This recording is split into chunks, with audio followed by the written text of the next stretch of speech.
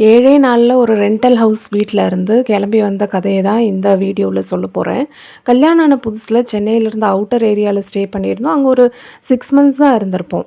அதுக்கப்புறம் என் அக்கா டெலிவரிக்காக நான் கோயம்புத்தூர் போயிட்டேன். ஒரு 6 மந்த்ஸ்க்கு அப்புறம் ஹஸ்பண்ட் கிட்ட ரொம்ப எமர்ஜென்சியா ஒரு வீடு பாருங்க, ரொம்ப நாள் ஆச்சு அப்படிங்கிற மாரி சொல்லி ஒரு வீடியோ வந்து அவர் சர்ச் பண்ண ஆரம்பிச்சாரு. என்னோட அவசரத்துக்கு அவரும் ஒரு வீட்ட பார்த்தாரு. கடைசியில அ சென்னைக்குள்ளார ஒரு ஏரியாக்கு கொண்டு வந்தாரு. நான் ஃபர்ஸ்ட் டைமா சென்னைக்குள்ளார வரேன். அந்த ஏரியாவ பார்க்கும்போது எனக்கு எப்படி இருந்துச்சு அப்படின்னா, தலைவா படத்தில விஜய் வந்துட்டு ஆஸ்திரேலியாவிலேருந்து அவங்க அப்பாவ பார்க்கறக்காக பாம்பே போவார் இல்லையா? அதே ஃபீல் தான் லிட்ரலி இருந்துச்சு. சரின்னு சொல்லிட்டு அங்க ஸ்டே பண்ணியாச்சு. நெக்ஸ்ட் டே எந்திரிச்சு குளிக்கலாம், பிரஷ் பண்ணலான்னு சொல்லிட்டு அந்த தண்ணியெல்லாம் யூஸ் பண்றோம். ஒரே ஸ்மெல்லு.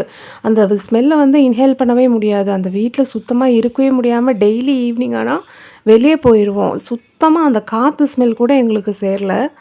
சரி அந்த வீட்டுக்குள்ளார ஜன்னல் இருக்கான்னு பார்த்தா, ஜன்னலையும் காணோம். ஒரு நாள் பார்த்தா நல்லா மழை வருது. பெட்ல படுத்துட்ருக்கோம். மேல இருந்து ஒரே தண்ணியா வருது. எங்கேருந்து வருதுன்னு பார்த்தா, சின்னதா ஒரு எக்ஸாஸ்ட் ஃபேன் மாதிரி ஒரு சைஸுக்கு ஒரு ஜன்னல். இதுதான் அந்த வீட்ல இருக்கிற ஜன்னலே. ஒரு வெளிச்சமும் கிடையாது, ஒண்ணும் கிடையாது. கிச்சனுக்குள்ளார நான் ஒருத்தி தான் வந்து முடியும். அ அங்கேயும் பார்த்தா ஒரே இருட்டா இருக்கும். லைட்டு போட்டா தான் என்னால ஒர்க் பண்ண முடியும். கரண்ட் இல்ல அப்டின்னா கிச்சனுக்குள்ளார போவே முடியாது. அதுக்கப்புறம் தண்ணியிலேருந்து எங்கடா ஸ்மெல் வருது அப்படின்னு சொல்லி மேலே போய் பார்த்தா சின்டெக்ஸ் ஓப்பனில் இருக்கு. அதுக்கு மூடியே கிடையாது. அந்த சின்டெக்ஸ் தண்ணிக்குள்ளார என்னென்னமோ கிடக்குது. ஏதேதோ வேஸ்ட்டெல்லாம் கிடக்குது பேர்ட்ஸோடது.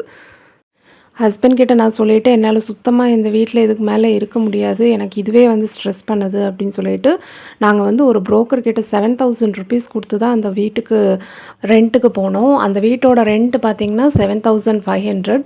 அது போக அட்வான்ஸ் பார்த்தீங்கன்னா ஒரு 40,000 வாங்கியிருந்தாங்க. காசு போனாலும் பரவால்ல, இந்த வீட்லருந்து எப்படியாவது ஓடி போனா போதுங்கிற மாரி அந்த நெலைமைக்கு நான் வந்துட்டேன். திரும்பவும் அங்கேருந்து அவசர அவசரமா வேற ஒரு வீட்டுக்கு போனோம். அந்த வீடும் பார்த்தீங்கன்னா, இருட்டா தான் இருந்துச்சு. ஆனா, இந்த வீட வந்து கொஞ்சம் பெட்டரா இருந்துச்சு.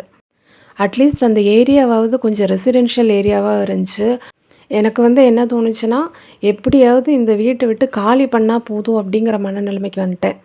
இந்த மாதிரி எல்லா வீட்டுக்கும் ஒவ்வொரு கதை இருக்கு. ஆனா, அதிலேயே வந்து ஹீரோவே வந்து 6வது வீடு தான். அந்த வீட்ல இருந்து துண்ட காணோம், துணிய காணோம்னு சொல்லிட்டு ஓடிப்போன கதைய நான் ஃப்யூச்சர் வீடியோல கண்டிப்பா உங்ககிட்ட ஷேர் பண்றேன். அதுக்கப்புறம் லைஃப்ல அவசர அவசரமா ஒரு வீட்ட பார்க்கவே கூடாது. அ பார்த்தோம்னா என்ன நிலைமைக்கு ஆளாவோம் அப்படிங்கிறது இந்த வீட்ல இருந்ததுக்கப்புறம் தான் நான் பாடமே படிச்சேன்னு வச்சுக்கோங்களேன். என் மேல தான் தப்பு சொல்லணும். நான் தான் வந்து அவசர அவசரமா ஒரு வீட்ட பார்க்க சொல்லி, பாவம் அவரும் வந்து அவசர அவசரமா ஒரு வீட்ட பார்த்து என்ன கூட்டிட்டு போனா போதும் அப்படிங்கிற மாதிரி ஆயி தான் அந்த வீட்ட பார்க்க வேண்டியதா இருந்துச்சு. ஓகேங்க. ஃப்யூச்சர் வீடியோஸில நான் இனிமே வந்து நான் இருந்த வொர்ஸ்ட் ரெண்ட் ஹவுஸ் பத்தி ஷேர் பண்றேன். Thank you. பாய்.